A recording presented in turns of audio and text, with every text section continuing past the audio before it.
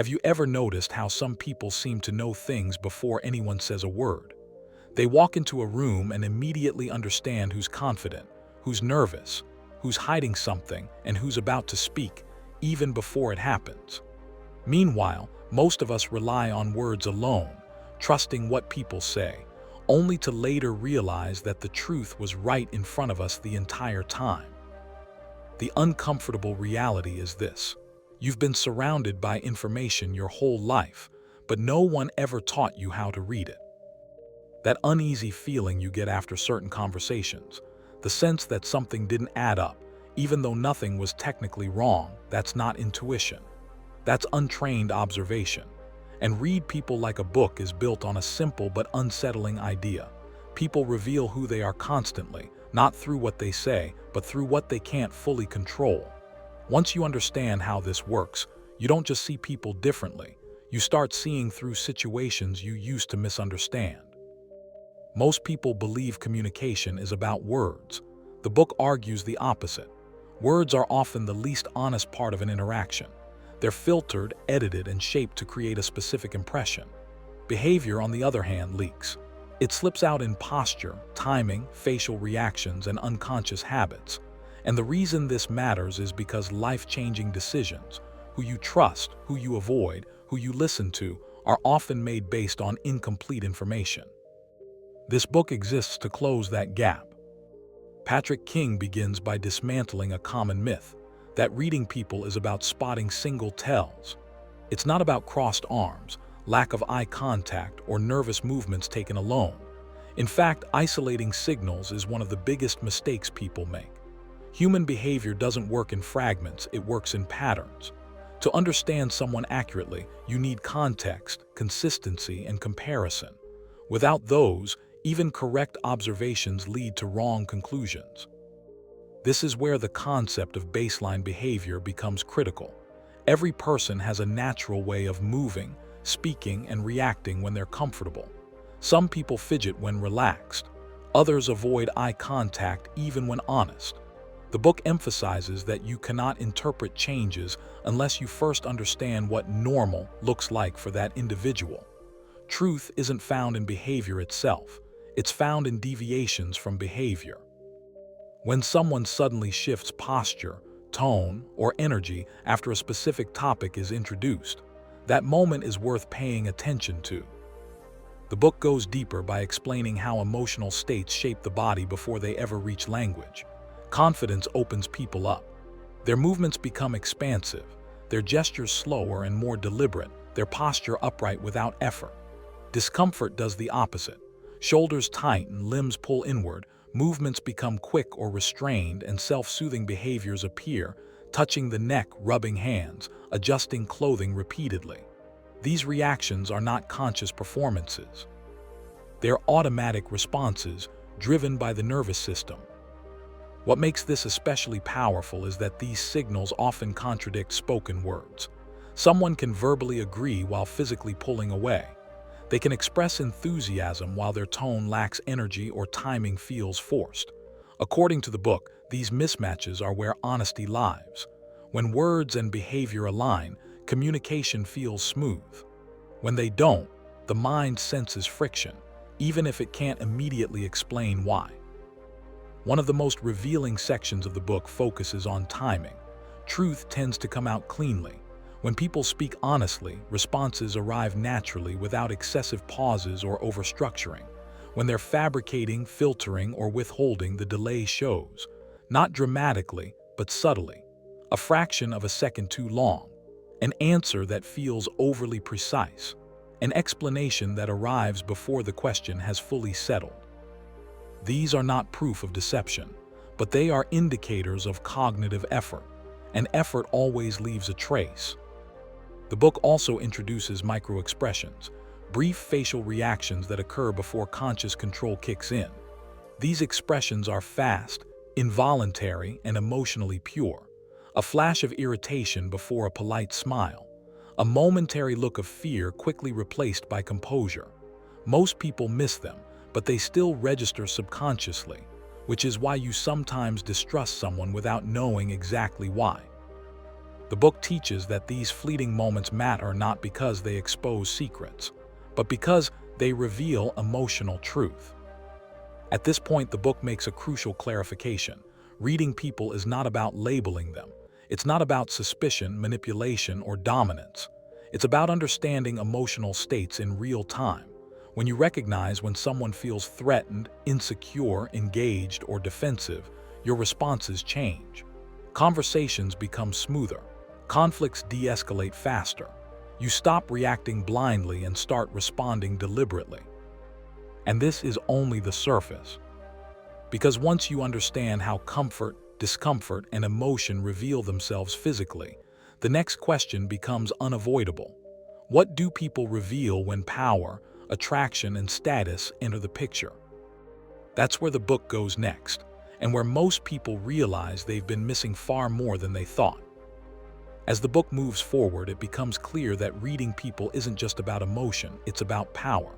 Every interaction, whether we acknowledge it or not, contains a subtle negotiation of status. Who leads the conversation? Who adjusts? Who reacts? Who remains grounded? According to the book, dominance is rarely loud. In fact, the most powerful individuals tend to move less, speak slower, and react later.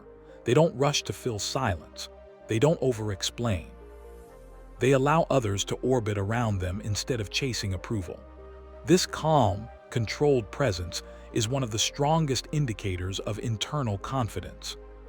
Contrast, insecurity often reveals itself through excess. Excess words, excess movement, excess explanation.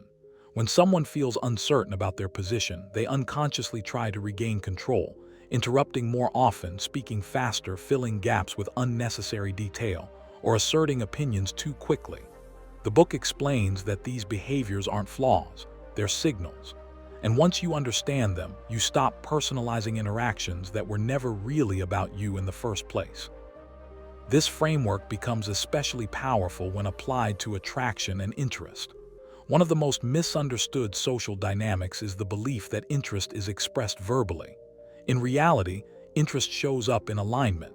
People lean toward what they care about. They mirror posture, gestures, and speech rhythms without realizing it.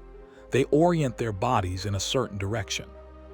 Their attention lingers longer than necessary.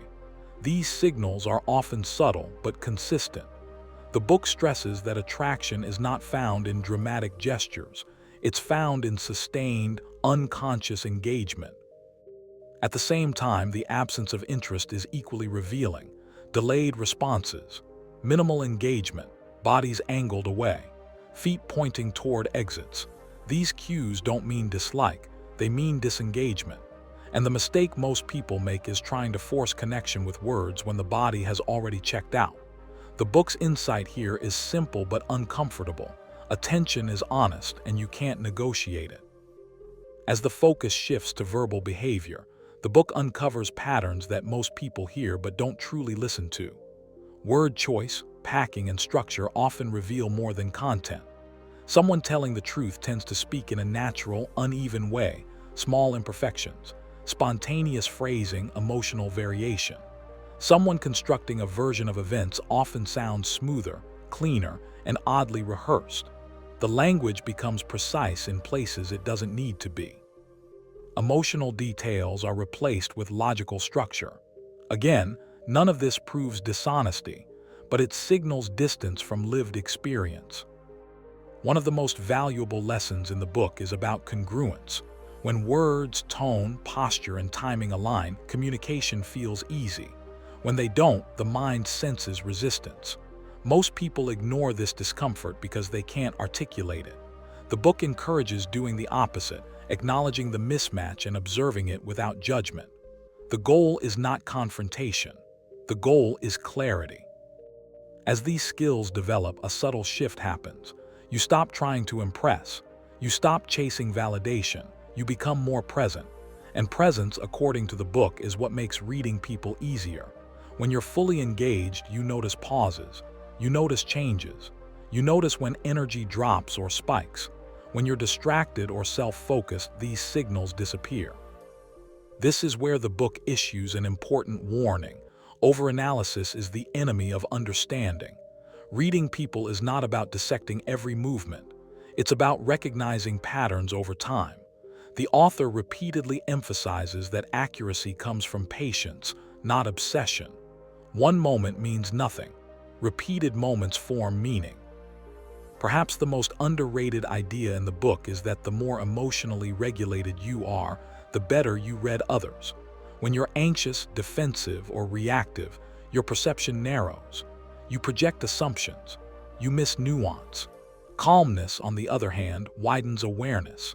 The book quietly makes the case that learning to read people also forces you to learn how to manage yourself.